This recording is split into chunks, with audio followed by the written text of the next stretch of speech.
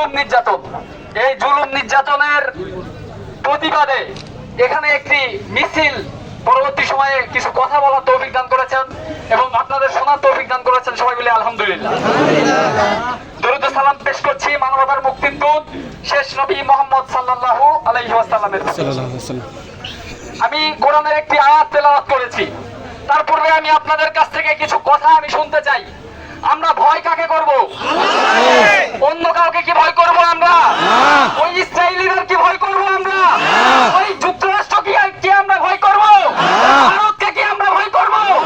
আমাদের ভয় করার একমাত্র ভয় যাকে করব তিনি হচ্ছে আল্লাহ রাব্বুল আলামিন। আমরা কি দ্বীন ইসলাম কায়েম চাই কিনা? আমরা কি খিলাফত চাই কিনা? যদি আমরা খিলাফত চাই, যদি আমরা দ্বীন ইসলাম চাই, তাহলে আমাদের রক্ত দেওয়ার জন্য প্রস্তুত হতে হবে। আমরা যেভাবে 5 তারিখে রক্ত দিয়েছি, সামনে আবারও আমাদের রক্ত দিতে হবে। আল্লাহ বলেছে, ইমানদারদেরকে লক্ষ্য করে বলেছে যে হে ইমানদারগণ, তোমরা শুনে রাখো, তোমাদের উপর যুদ্ধের বিধানকে ফরজ করে দেয়া হলো, জিহাদের বিধান ফরজ করে দেয়া হলো। এটা কি আমার কথা? এটা আল্লাহর কথা। এর পরের অংশ বলা হয়েছে, যদিও এটি তোমাদের কাছে অপছন্দনীয় বা অপ্রিয়, আমাদের কাছে কি যুদ্ধ প্রিয়? আমাদের কাছে যুদ্ধ প্রিয় না। সারা পৃথিবীর মুসলমান শান্তি চাই, কিন্তু আজকে পৃথিবীর প্রত্যেকটা কোনায় কোনায় যদি আপনি দেখেন, শুধুমাত্র মুসলমানদের রক্ত ঝরানো হচ্ছে।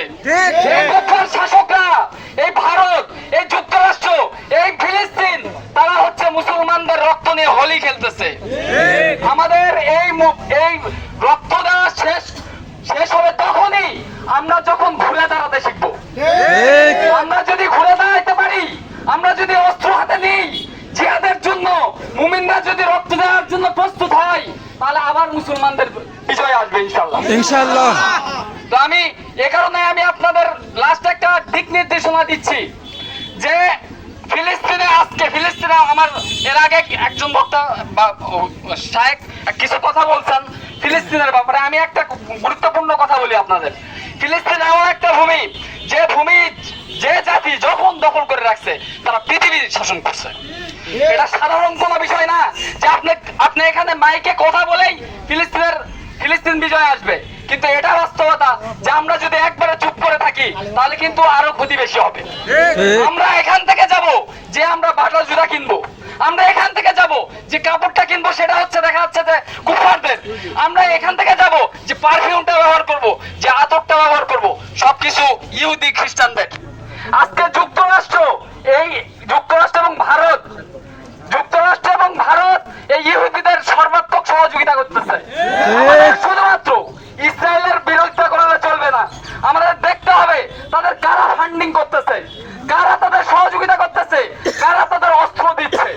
আমাদের এইটা মাথায় রেখে এই পশ্চিমা যুক্তরাষ্ট্র থেকে শুরু করে আদার্স যেসব দেশ ইসরায়েলকে সমর্থন দিচ্ছে, প্রত্যেকটা দেশের যত ধরনের প্রয়োজনীয় জিনিস আমরা কিনি, সবসময় আমরা চিন্তা ভাবনা করে কিনবো।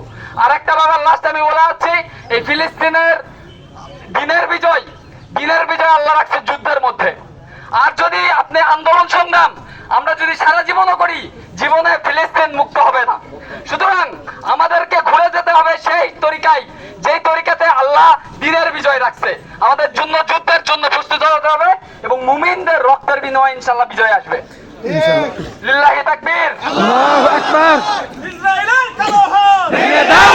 জুলুম নির্যাতন, এই জুলুম নির্যাতনের প্রতিবাদে এখানে একটি মিছিল, পরবর্তী সময়ে কিছু কথা বলার তৌফিক দান করেছেন এবং আপনাদের শোনার তৌফিক দান করেছেন। সবাই বলে আলহামদুলিল্লাহ।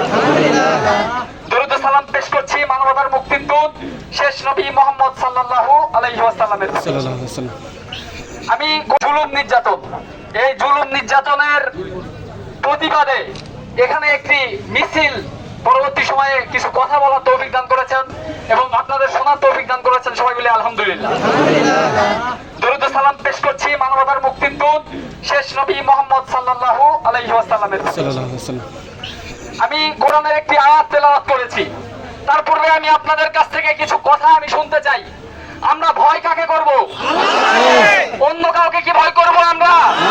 ওই ইসরায়েলিদের কি ভয় করব আমরা? ওই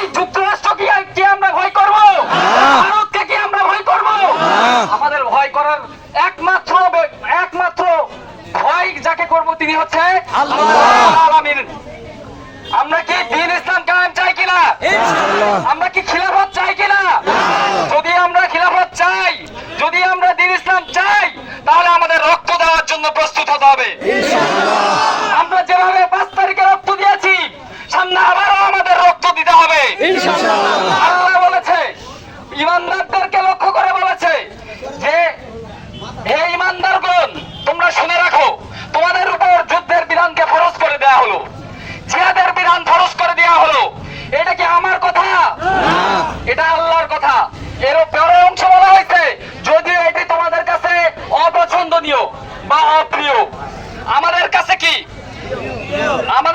যুদ্ধ প্রিয়? আমাদের কাছে যুদ্ধ প্রিয় না। সারা পৃথিবীর মুসলমান শান্তি চাই, কিন্তু আজকে পৃথিবীর প্রত্যেকটা কোনায় কোনায় যদি আপনি দেখেন শুধুমাত্র মুসলমানদের রক্ত ঝরানো হচ্ছে। কুফার শাসকরা, এই ভারত, এই যুক্তরাষ্ট্র, এই ফিলিস্তিন, তারা হচ্ছে মুসলমানদের রক্ত নিয়ে হোলি খেলতেছে। আমাদের এই রক্ত দেওয়া শেষ হবে তখনই আমরা যখন ঘুরে দাঁড়াতে শিখবো। আমরা যদি ঘুরে দাঁড়াইতে পারি, আমরা যদি অস্ত্র হাতে নিই জিহাদের জন্য, মুমিনরা যদি রক্ত দেওয়ার জন্য প্রস্তুত হয়, তাহলে আবার মুসলমানদের বিজয় আসবে ইনশাআল্লাহ। ইনশাআল্লাহ। তো আমি এ কারণে আমি আপনাদের লাস্ট একটা দিক নির্দেশনা দিচ্ছি যে ফিলিস্তিনে আমার এর আগে একজন বক্তা শায়েখ কিছু কথা বলছেন ফিলিস্তিনের ব্যাপারে। আমি একটা গুরুত্বপূর্ণ কথা বলি আপনাদের। ফিলিস্তিন এমন একটা ভূমি, যে ভূমি যে জাতি যখন দখল করে রাখছে তারা পৃথিবী শাসন করছে। এটা সাধারণ কোনো বিষয় না যে আপনি এখানে মাইকে কথা বলেই ফিলিস্তিন বিজয় আসবে, কিন্তু এটা বাস্তবতা যে আমরা যদি একবারে চুপ করে থাকি তাহলে কিন্তু আরো ক্ষতি বেশি হবে। আমরা এখান থেকে যাব যে আমরা বাটা জুতা কিনবো, আমরা এখান থেকে যাব যে কাপড়টা কিনবো সেটা হচ্ছে দেখা যাচ্ছে যে কুফারদের, আমরা এখান থেকে যাব যে পারফিউমটা ব্যবহার করব, যে আতরটা ব্যবহার করব, সবকিছু ইহুদি খ্রিস্টান যুক্তরাষ্ট্র এবং ভারত এই ইহুদিদের সর্বাত্মক সহযোগিতা করতেছে। শুধুমাত্র ইসরায়েলের বিরোধিতা করলে চলবে না, আমাদের দেখতে হবে তাদের কারা ফান্ডিং করতেছে, কারা তাদের সহযোগিতা করতেছে, কারা তাদের অস্ত্র দিচ্ছে।